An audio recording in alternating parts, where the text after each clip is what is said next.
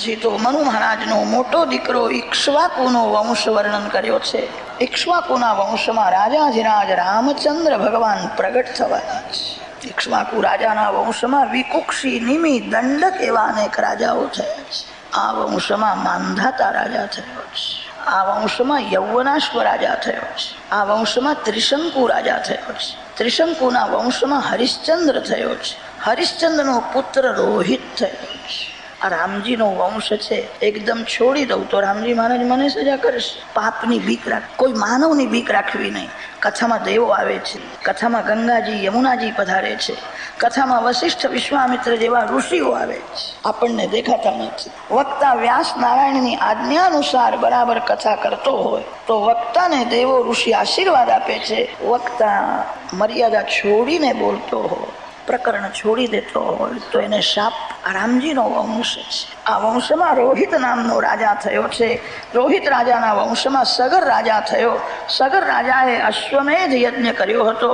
યજ્ઞનો ઘોડો ઇન્દ્રદેવ ઉઠાવીને લઈ ગયો. પાતાળમાં કપિલ મહામુનિના આશ્રમમાં ઘોડો રાખ્યો છે.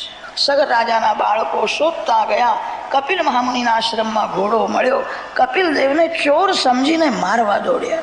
કપિલ મહામુનિએ આંખ ઉઘાડી, આંખમાંથી તેજ નીકળ્યું, બધા બળીને ભસ્મ થયા. સગર રાજાએ પોતાનો પૌત્ર અંશુમાનને મોકલ્યો છે. કપિલ દેવની સ્તુતિ કરી, ક્ષમા માંગી છે. કપિલ દેવે કહ્યું, ઇન્દ્ર રાજાએ તારા દાદાના યજ્ઞનો ઘોડો મારા આશ્રમમાં રાખ્યો. તારા પિતૃઓ મને મારવા માટે આવ્યા, મારું તેજ સહન થયું નહીં, તે બધા બળી ગયા છે. શ્રી ગંગામાં કૃપા કરે, ગંગામાં પધારે, ગંગાજીનો સ્પર્શ થાય તો જ એમનો ઉદ્ધાર થશે. બીજો કોઈ ઉપાય નથી. અંશુમાન ઘોડો લઈને દાદાના યજ્ઞમાં ગયો છે. યજ્ઞ પૂરો કર્યો. ગંગાજીને પધરાવવા માટે અંશુમાને તપશ્ચર્યા કરી. શ્રી ગંગામાના દર્શન થયા નહીં. અંશુમાનનો પુત્ર દિલીપ થયો. દિલીપ રાજાએ તપશ્ચર્યા કરી પણ ગંગાજીના દર્શન થયા નહીં. દિલીપનો પુત્ર ભગીરથ થયો. અનેક પુરુષોનું પુણ્ય ભેગું થયું. શ્રી ગંગામાના દર્શન થયા. ગંગાજીએ કહ્યું, મારો વેગ ધરતીને સહન થશે નહીં, મને કોઈ મસ્તકમાં ધારણ કરે તો આવું. ભગવાન શંકરની પ્રાર્થના કરી છે. ગંગોત્રીમાં શંકર ભગવાન ઊભા છે. કેડમાં બે હાથ રાખ્યા છે. બાંધેલી જટાઓ ખુલ્લી કરી છે. ઉપર નજર રાખી છે. ગંગામાં ઉપરથી નીચે ઉતરે છે. ગંગોત્રી અતિ પવિત્ર ભૂમિ છે. સાત્વિક ભાવ જલ્દી જાગે છે. શ્રી ગંગામાં જ્યાં પ્રગટ થયા છે. શિવજીની જટામાં ગંગાજી આવ્યા છે. ભગીરથ રાજાએ પ્રાર્થના કરી ત્યારે ગંગાજીને બહાર નીકળવાનો રસ્તો આપ્યો છે. અનેક દેશને પવિત્ર કરતા કરતા ગંગાજી પાતાળમાં પધાર્યા છે. જ્યાં સગર રાજાના બાળકો બળીને ભસ્મ થયા હતા, ભસ્મની માટી થઈ હતી. શ્રી ગંગાજીનો સ્પર્શ થયો. માટીમાંથી દેવ પુરુષો નીકળ્યા. શ્રી ગંગે માતા કી. ગંગાજીનો જય જયકાર કરવા લાગ્યા. મર્યા પછી શરીરના માટીને ગંગાજીનો સ્પર્શ થયો. સગર રાજાના બાળકોને સદગતિ મળે છે. મરતા પહેલા જે ગંગાજીમાં સ્નાન કરે, ગંગાજીની પૂજા કરે. તમે ઘરમાં સ્નાન કરો ને ત્યારે ગંગા ગંગા ગંગા આવું બોલો. મનથી ગંગાજીને વંદન કરો, ગંગાજીનું સ્મરણ કરો, તમને ગંગા સ્નાનનું ફળ મળશે. શિવજી મહારાજ ગંગાજીને મસ્તકમાં ધારણ કરે છે. શિવજીનું નામ ગંગાધર થયું. જેના માથે જ્ઞાન ગંગા છે એના શાંતિનો ભંગ થતો નથી. શિવ સર્વકાળ અતિ શાંત છે. કોઈ વખત તો શિવજીના સન્મુખ ભૂત પ્રેત આવીને નાચવા લાગે. શિવ અતિ શાંત છે. એનું એ જ કારણ ગંગાજીને માથે રાખે છે. તમે ગંગાજીને માથે રાખશો તો તમને પણ શાંતિ મળશે. 6:30 થાય ત્યાં સુધી તમારા માથે ગંગાજી દેખાય છે. પછી ધીરે ધીરે ગંગાજી ઉઠવા લાગે છે.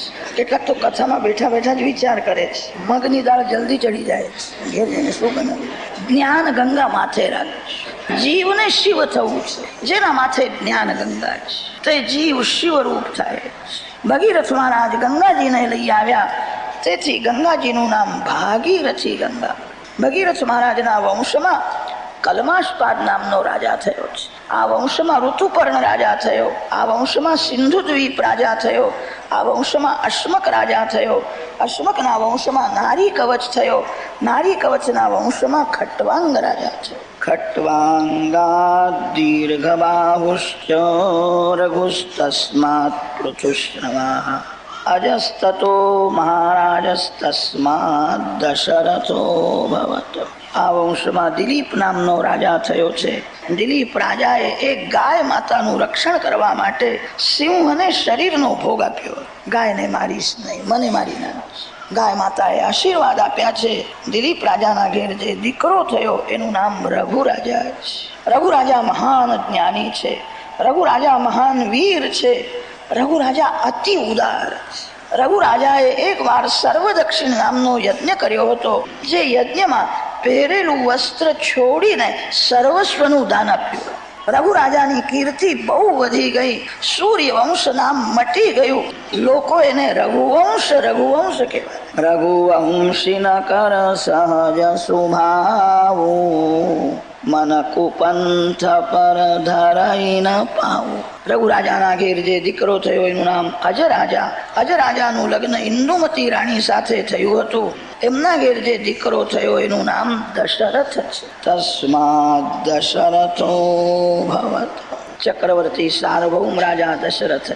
અયોધ્યાજીમાં રાજ કરે છે. પ્રધાન 3 રાણીઓ છે. પુત્ર સંતતિ ન. વશિષ્ઠ ઋષિની પ્રાર્થના કરી. વશિષ્ઠ ઋષિએ રાજાના હાથે પુત્ર કામેષ્ટિ યજ્ઞ કર્યા. પૂર્ણાહુતિના સમયે અગ્નિકુંડમાંથી અગ્નિનારાયણ બહાર આવ્યા. સુવર્ણ પાત્રમાં પ્રસાદ લઈને આવ્યા. દશરથ રાજાને પાયસનો પ્રસાદ આપ્યો અને કહ્યું છે 4 બાળકો થવાના છે, તમને બહુ સુખી કરશે, તમારા કીર્તિને બહુ વધારશે. એવા 4 બાળકો થશે. રાજાને આનંદ થયો. પ્રસાદને માથે ચડાવ્યો છે. ગુરુદેવને વંદન કરે છે. તમારી કૃપાથી પ્રસાદ મળ્યો છે, હું શું કરું? વશિષ્ઠ ઋષિએ કહ્યું છે કૌશલ્યા ધર્મ પત્ની છે. પ્રસાદમાં ધર્મ પત્નીનો જ મુખ્ય અધિકાર છે. કઈ કઈ ધર્મ પત્ની નથી, ભોગ પત્ની છે. પ્રસાદ કૌશલ્યાજીને આપો. દશરથ રાજાએ કહ્યું કઈ કઈ બહુ આશા રાખે, સુમિત્રાની પણ ઈચ્છા છે, આપ કૃપા કરો. વશિષ્ઠ ઋષિની આજ્ઞા થઈ. અર્ધો પ્રસાદ કૌશલ્યાજીને આપ્યો છે. અર્ધો જે બાકી રહ્યો એના 2 ભાગ કર્યા. એક ભાગ સુમિત્રાજીને આપ્યો, એક ભાગ કૈકેયીને આપ્યો. અભિમાન વિના પાપ થતું નથી. કૈકેયીમાં સૌંદર્યનો અભિમાન છે, હું અતિ સુંદર છું, રાજા મારા આધીન છે. કૈકેયીને પાછળથી પ્રસાદ આપ્યો તે કૈકેયીને ખોટું લાગ્યું. હાથમાં પ્રસાદ લઈને કૈકેયીએ ક્રોધ કર્યો. તમે મને બજારમાંથી વેચાતી લાવ્યા છો, શું સમજો છો? દશરથ મહારાજનો તિરસ્કાર કરે. જે સ્ત્રી પતિદેવનો તિરસ્કાર કરે એના પુણ્યનો નાશ થાય. સ્ત્રી પતિમાં પરમાત્માની ભાવના. હાથમાં પ્રસાદ લઈને કઈ ક્રોધ કરે, તમારો પ્રસાદ મારે લેવો જ નથી, તમે મારું અપમાન કરો છો. તે સમયે એક શમડી ત્યાં આવી છે અને તે કૈકેયીના હાથનો પ્રસાદ ઉઠાવીને લઈ. અંજન પર્વતમાં શ્રી અંજનીમાં તપશ્ચર્યા કરે છે. પંચાક્ષર શિવ મંત્રનો જપ કરે. ભગવાન શંકરના જેવો મહાન જ્ઞાની, મહાન વીર દીકરો મને થાય એવી ભાવનાથી અંજનીમાં તપશ્ચર્યા કરતા હતા. શિવજીની પ્રેરણાથી કૈકેયીના હાથનો પ્રસાદ શમડીએ ઉઠાવ્યો અને અંજનીમાના હાથમાં પધરાવ્યો. અંજની માતાની આંખ બંધ હતી. પંચાક્ષર શિવ મંત્રનો જપ કરતા હતા. શિવજીએ મને પ્રસાદ આપ્યો એવું સમજીને અંજની માતે પ્રસાદ આરોગી ગયા છે. પ્રસાદ ભક્ષણ કરવાથી પેટમાં ગર્વ રહે. 9 માસ પરિપૂર્ણ થયા છે. પરમ પવિત્ર ચૈત્ર માસ શુક્લ પક્ષ પૂર્ણિમા તિથિ સૂર્યોદયના સમયે શ્રી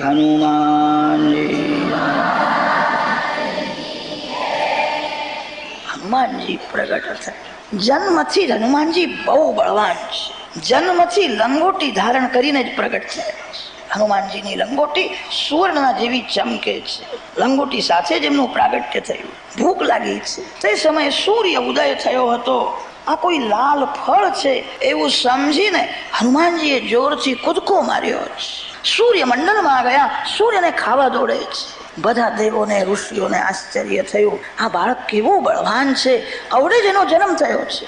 હનુમાનજીને સમજાવ્યા છે, અનેક વરદાન આપ્યા છે. આ ફળ નથી, સૂર્યનારાયણ કઈ કઈનો પ્રસાદ સંભળી લઈ જાય છે. પછી તો કઈ કઈને બહુ દુઃખ થયું, રડવા લાગ્યું. કૌશલ્યાજીને દયા આવી છે. કૌશલ્યાજીએ પ્રસાદમાંથી થોડોક ભાગ કઈ કઈને આપ્યો. કૌશલ્યાજીના સત્સંગમાં સુમિત્રાજી રહેતા હતા. સુમિત્રાજીએ થોડો પ્રસાદ કઈ કઈને આપ્યો.